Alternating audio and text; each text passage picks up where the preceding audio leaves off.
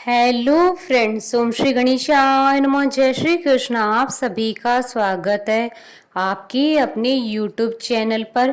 Friends, आज हम आपको इस वीडियो में बताने जा रहे हैं वैशाख मास महात्म्य की 12वें अध्याय के बारे में और स्कंद पुराण के अनुसार वैशाख मास महात्म्य के 5वें अध्याय के बारे में। फ्रेंड्स, वीडियो शुरू करने से पहले आपसे रिक्वेस्ट है, अगर आप हमारे चैनल पर नए हैं और आपने अभी तक चैनल को सब्सक्राइब नहीं किया है तो प्लीज़ सब्सक्राइब कीजिएगा चैनल को, साथ ही प्रेस कीजिएगा बेल आइकन को, जिससे नए वीडियो से रिलेटेड नोटिफिकेशन आपको तुरंत प्राप्त हो सके।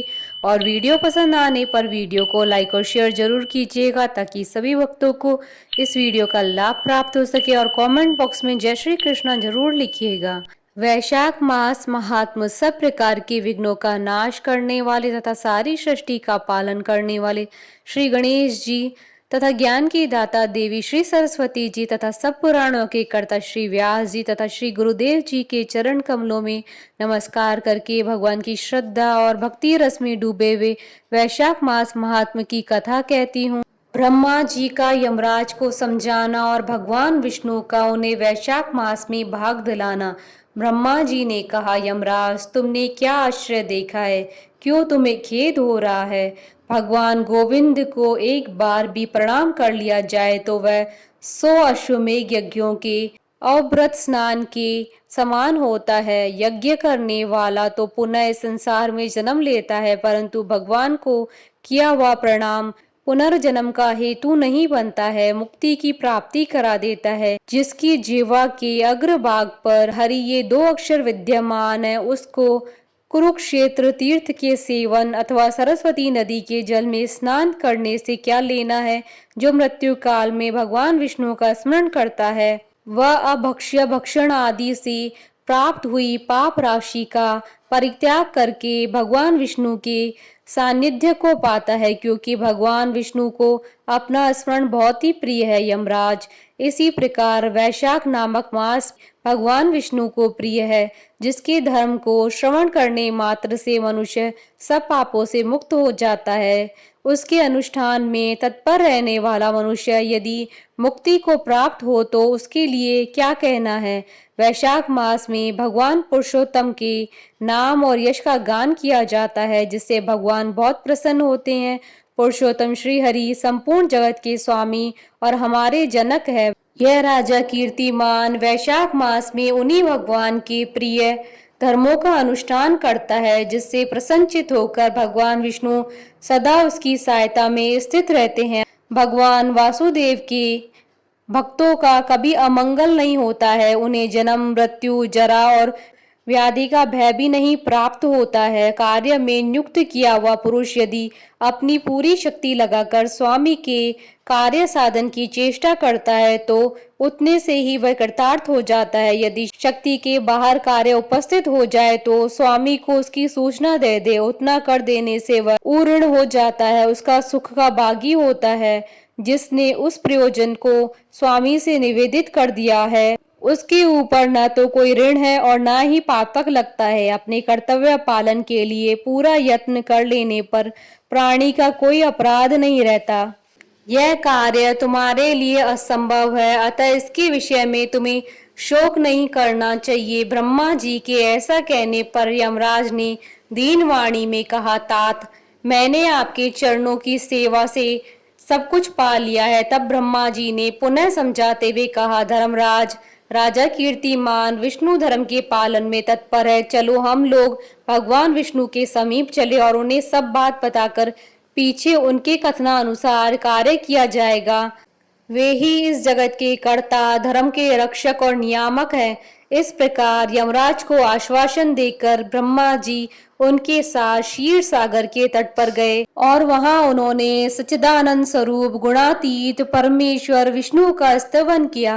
ब्रह्मा जी की स्तुति से संतुष्ट होकर भगवान विष्णु वहां प्रकट हुए। यमराज और ब्रह्मा जी ने तुरंत ही उनके चरणों में मस्तक झुकाया। तब भगवान महाविष्णु ने मेघ के समान गंभीर वाणी में उन दोनों से कहा, तुम लोग यहाँ क्यों आए हो? ब्रह्मा जी ने कहा, प्रभु, आपके श्रेष्ठ भक्त राजा कीर्तिमान के शासन काल में सब मनुष्य वैशाख धर्म के पालन में संलग्न हो आपके अविनाशी पद को प्राप्त हो रहे हैं। इससे यमपुरी सूनी हो गई है। उनके ऐसा कहने पर भगवान विष्णु हंसते हुए बोले, मैं लक्ष्मी को त्याग दूंगा। अपने प्राण शरीर श्रीवत्स, कौस्तुभमणि, वैजंती माला, श्वेत दीप, वैकुंठ धाम, क्षीर सागर, शेषनाग तथा गरुड़ जी को भी छोड़ दूंगा, परंतु अपने भक्त का त्याग नहीं कर सकूंगा, जिन्होंने मेरे लिए सब भोगों का त्याग करके अपना जीवन तक मुझे सौंप दिया है। जो मुझ में मन लगाकर मेरे स्वरूप हो गए हैं, उन महाभाग भक्तों को मैं कैसे त्याग सकता हूँ। राजा कीर्तिमान को इस पृथ्वी पर मैंने 10,000 वर्षों की आयु दी है।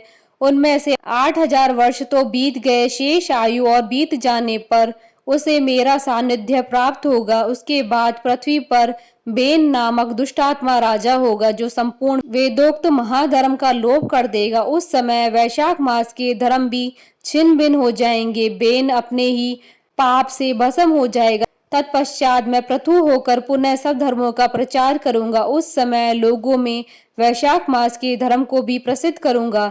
सहस्त्रों मनुष्यों में कोई एक ऐसा होता है जो मुझ में अपने मन प्राण अर्पित करके अपना वर्चस्व मुझे समर्पित कर दे और मेरा भक्त हो जाए। जो ऐसा होता है वही मेरे धर्म को प्रचार करता है। इस वैशाख मास में भी मैं वैशाख धर्म में तत्पर रहने वाले महात्मा पुरुषों तथा राजा के द्वारा समयानुसार तुम्हारे लिए भाग दिलवाऊंगा।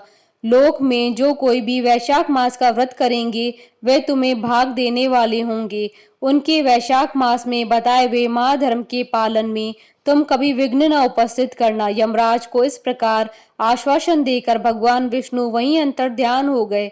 ब्रह्मा जी भी अपने सेवकों के साथ सत्यलोक को चले गए।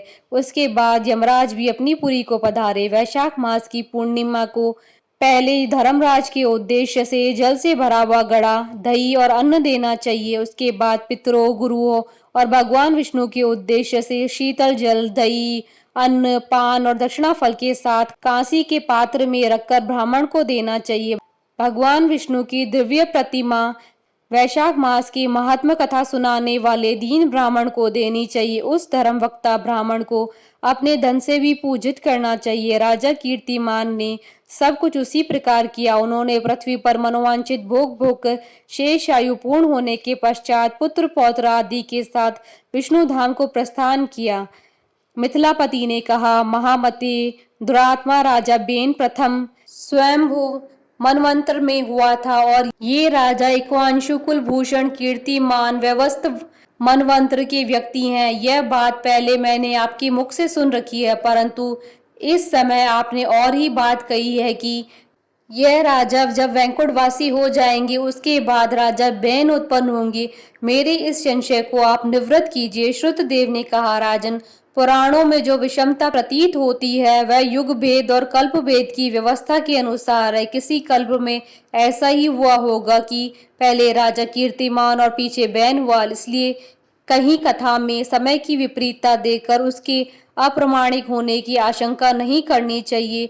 इति श्री स्कंद पुराण अनुसार वैशाख मास महात्म्य का 5वां अध्याय संपन्न हुआ। बोलिए भगवान विष्णु की जय, सनातन धर्म की जय। हमारे साथ इस वीडियो में अंत तक बने रहने के लिए आपका धन्यवाद।